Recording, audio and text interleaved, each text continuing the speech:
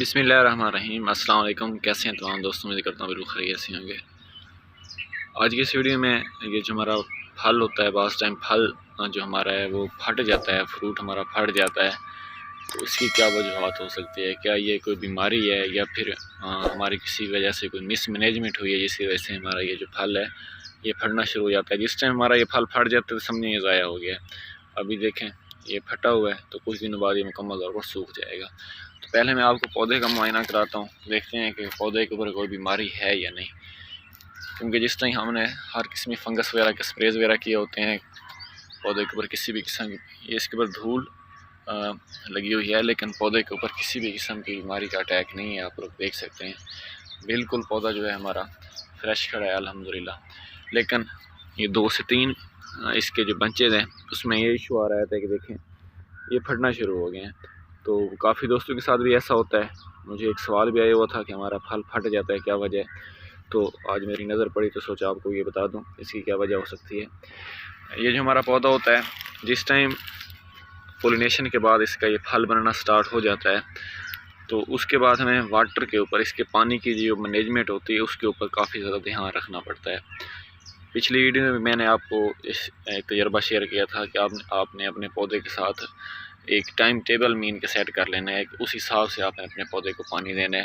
نہ پودے کو زیادہ پانی دینا ہے، نہ پودے کو کم پانی دینا ہے، مناسب پانی دینا ہے، پانی کی کمی نہیں آنے دینی اپنے پودے کو، کیونکہ پودے کی جڑ ادھر ہے، پانی پودے کو وہاں پر لگتا ہے۔ میں بھی صرف میرے اس ایک پلانٹ کے ساتھ یہ ایشو آیا ہے، باقی سارے پلانٹ الحمدللہ بالکل اوکے ہیں۔ تو اس کے ساتھ کیا وجہ ہے؟ جس ٹائم ہمارے پودے کو پانی کی کمی آ جاتی ہے یا پھر زیادتی ہو جاتی ہے، ایک مرتبہ ہم پودے کو سٹریس میں لے کر جاتے ہیں، پودے کو کمی آ جاتی ہے، پودا مکمل طور پر سکڑ جاتا ہے، اور پھر جس ٹائم ہم پودے کو پانی دیتے ہیں تو پھر اس کے نتیجے میں جو ہمارا یہ پھل ہے یہ پھٹنا شروع ہو جاتا ہے، کیونکہ یہ بہت زیادہ ہارڈ پھل تو ہوتا نہیں ہے، بہت نرم پھل ہوتا ہے اور اس میں سارا پانی ہوتا ہے، آپ کو پتہ ہے، یہ دیکھ سکتے ہیں یہ بالکل نرم پھل ہوتا ہے، یہ سیڈڈ ورائٹی ہے۔ تو اس ٹائم ہمارا جو ہے پھل وہ پھٹنا شروع ہو جاتا ہے۔ تو آپ کا اگر پھل پھٹ چکا ہے تو کوشش کریں، چند دانے ہیں تو ان کو ریموو کر دیں، اگر زیادہ ہیں تو پھر ان کو بھی ریموو بھی کرنا پڑے گا، صاف ظاہر ہے، کیونکہ ابھی ان میں ہارویسٹنگ میں ان کا بھی کافی ٹائم رہتا ہے۔ تو کوشش کریں، اب بھی ٹائم ہے کہ آپ نے اپنے پودے کو پانی ٹائم سے دیں، مین کہ اگر آپ لوگ ایک ہفتے بعد پانی لگا رہے ہیں تو پھر اسی ایک ہفتے بعد ہی آپ نے پانی لگانا ہے۔ ایسا نہیں کرنا آپ نے کہ ایک مرتبہ آپ نے ہفتے بعد پانی لگایا ہے، پھر آپ نے 15 دن بعد پانی لگایا ہے، پھر آپ نے 5 دن بعد پانی لگایا ہے۔ اگر آپ اپنے پودے کے ساتھ ایسا کریں گے تو پھر جو آپ کا پودا ہے وہ اسی طرح اس کا جو فروٹ ہے وہ پھٹنا سٹارٹ ہو جائے گا۔ اگر کوئی اور پھل ہوگا، بڑا پھل ہوگا، تو اس میں کیڑے بھی پڑ سکتے ہیں، انسیکٹس بھی پڑ سکتے ہیں۔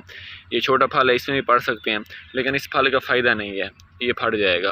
اگر آپ کمرشل بیس پر لگا رہے ہیں اپنا یہ پودا تو یہ اگر آپ کا پھل پک بھی جاتا ہے تو جس ٹائم منڈی میں جائے گا اس کا جو ہے بالکل ریٹ نہیں لگے گا، مین کو آپ کو یہ کافی زیادہ لاس دے سکتا ہے۔